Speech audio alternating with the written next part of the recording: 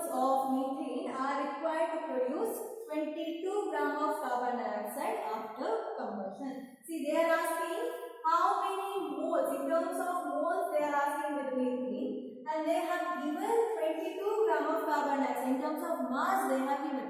First you have to convert, so this conversion should be done to mole. See, after combustion of methane, in the sense again methane, they are saying that it is undergoing for combustion, okay, to produce carbon dioxide and water.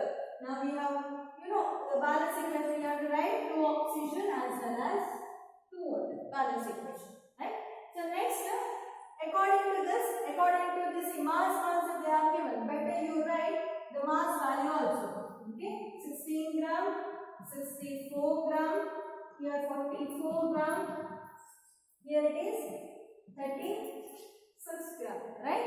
So now here they are saying how many moles of methane, okay, what is the mole of methane are required to produce 22 gram of carbon dioxide. Okay, see here what is the mole of methane it is present here, that is just 1 mole, right?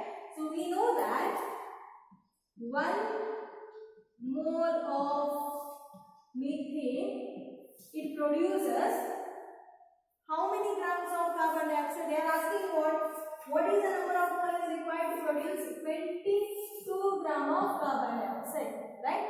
See, 1 mole of methane, we know that it produces 44 gram of carbon dioxide.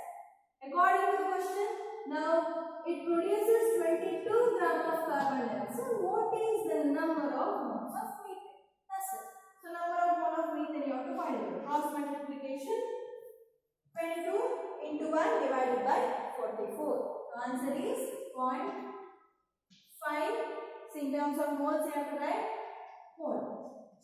0.5 mole is the answer. Okay, so in this way you are supposed to solve. So next, another important concept, that is limiting reagent. So this topic is more important especially for CBSE students. Okay. So now what is mean by limiting reagent? See, the reactant which is consumed completely during the reaction will be considered as limiting reagent. In the sense, now for example, if I take H2 plus O2, 2H2 will be formed.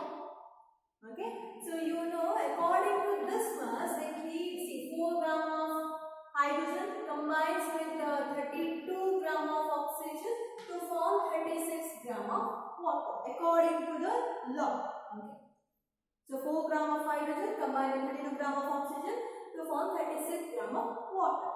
Now when we are doing some experiment, we won't add exactly 4 gram of hydrogen, exactly 32 gram of oxygen to form certain amount of water, because sometimes we need in bulk amount also. So by then we'll add, okay, we'll just measure and we'll just add some amount of hydrogen, okay, some amount of oxygen to get certain product. Okay, so here mainly limiting reagent will be considered only for reactant. We are going to consider only for the reactant. So now when we add these amount, so one of the reactant, okay, it can be hydrogen or it can be oxygen also. One of the reactant will react completely, will undergo completely for the reaction. All the reactant, for example, I am just giving one example. Now here it will consider 8 gram of hydrogen I have added. Okay, so 8 gram of hydrogen I have added, and here 74 gram of oxygen I have added. Okay, just consider one example. So now here what will happen in this 8 gram and 74 gram of oxygen. So one of the reactant, okay, so one of the reactant will go completely undergo for the reaction. Okay, so there is no residues in that reactant. Okay, so another reactant, it will be in excess amount. Okay, so one of the reactant will be in less in number. Another reactant will be more in number, in the sense it is there in excess. So the which reactant will undergo completely for the reaction without leaving any residue, so that reactant will be considered as limiting reagent. So the reactant which is consumed completely, for example, consider now this hydrogen has been completely, it has undergone for the reaction. So 8 gram also has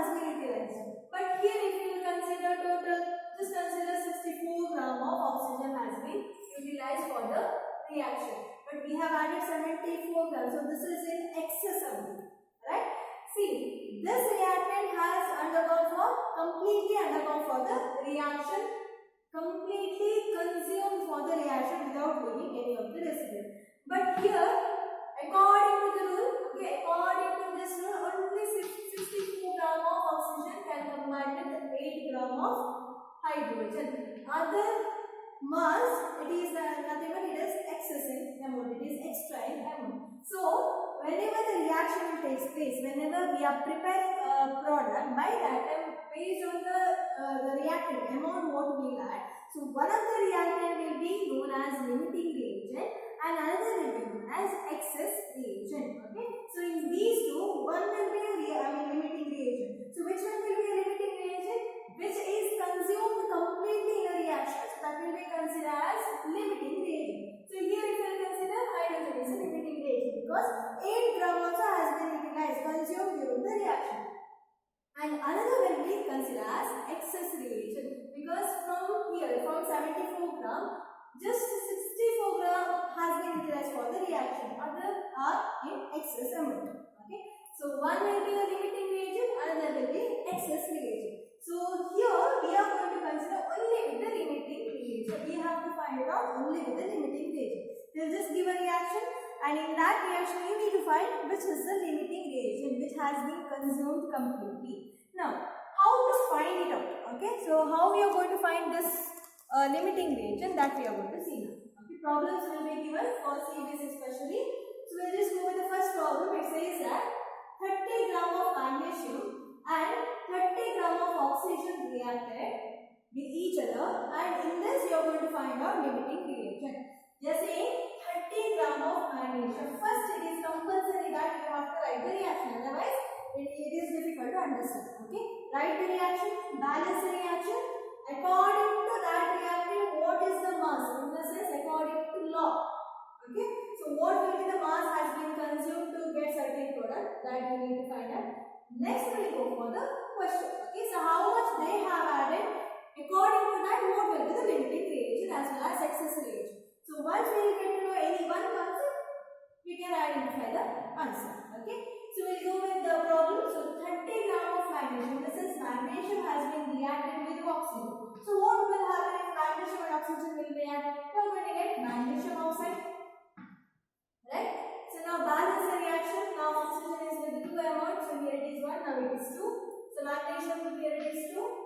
So balance. Balance the reaction we have done according to the law. Okay? According to the law. See here in terms of gram in the sense, in terms of mass you have to write.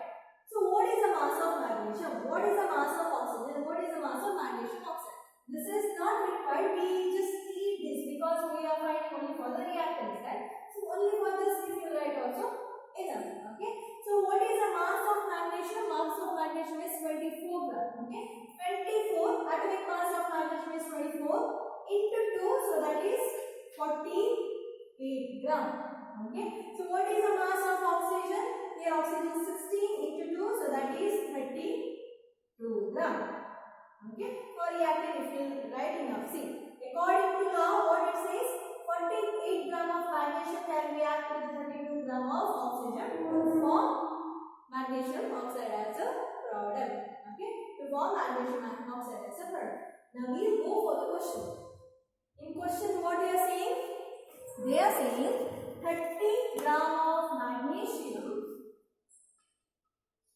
reacting with 30 gram of oxygen to get certain product. So in these we need to find out limiting reagent. So how we are going to find it out? See, according to the concept, 48 gram of magnesium, it need how many gram of oxygen?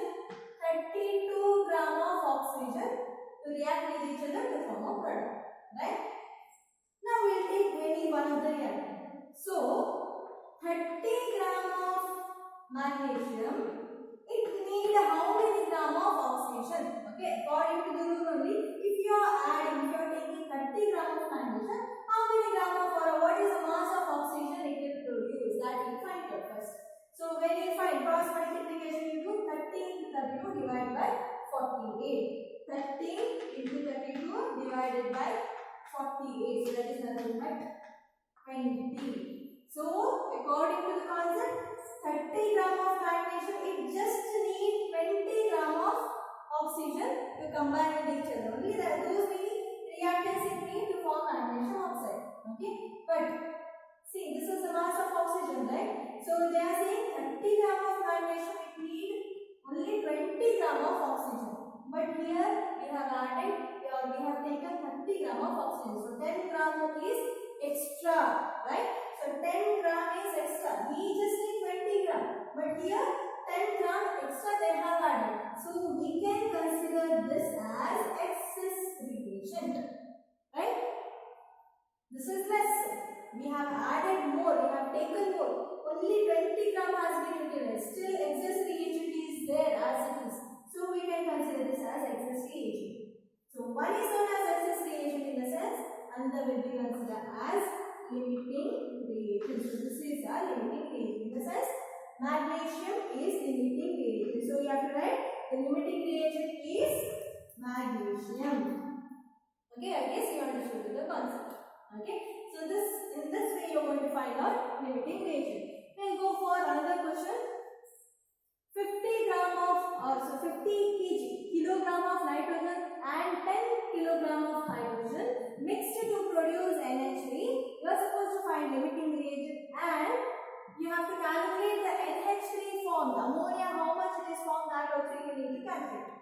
Okay, so first we will find out limiting reagent. Okay, so now here, see, according to the question, they are saying nitrogen, first we have to write the reaction, right? So nitrogen is combined with hydrogen to produce NH3.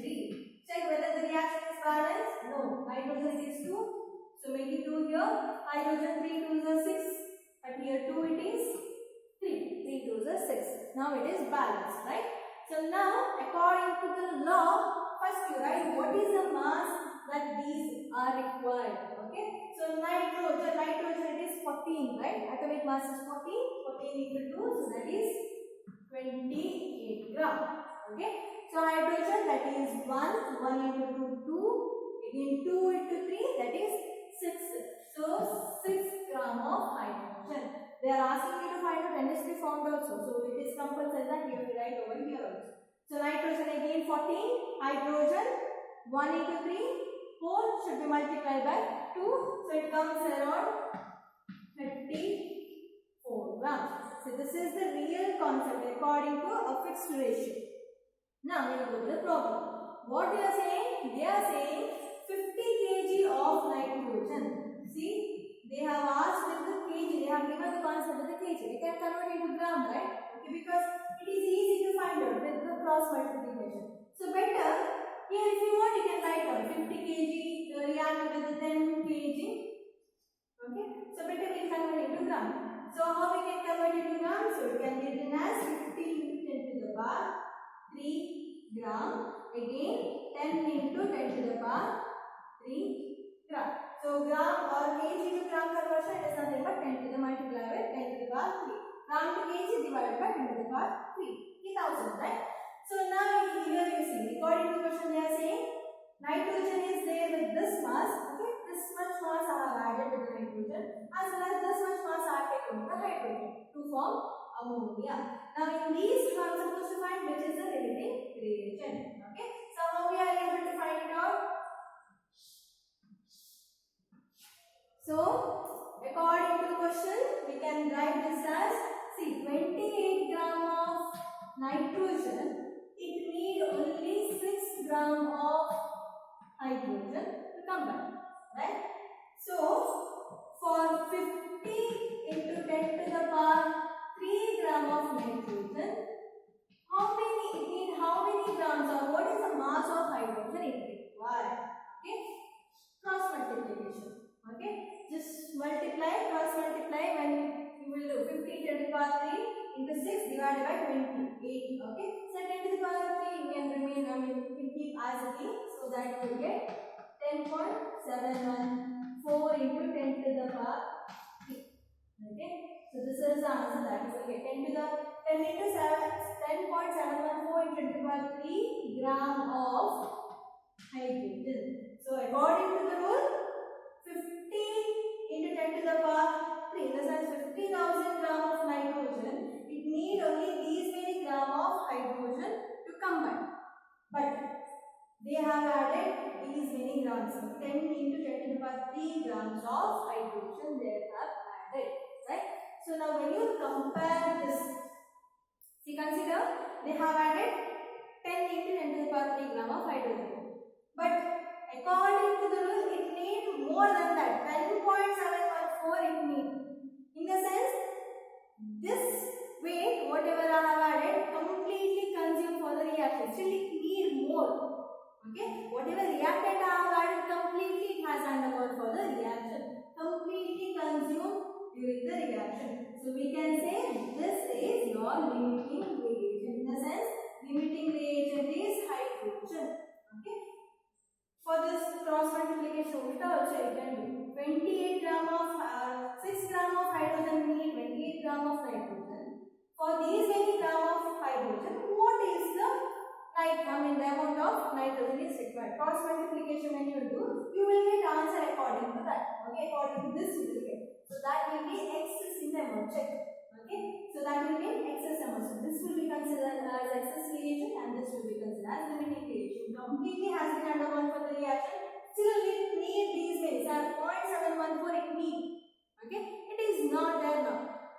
So this much amount whatever I have added completely it has been consumed for the reaction. So this will be considered as limiting reagent. So limiting reagent over.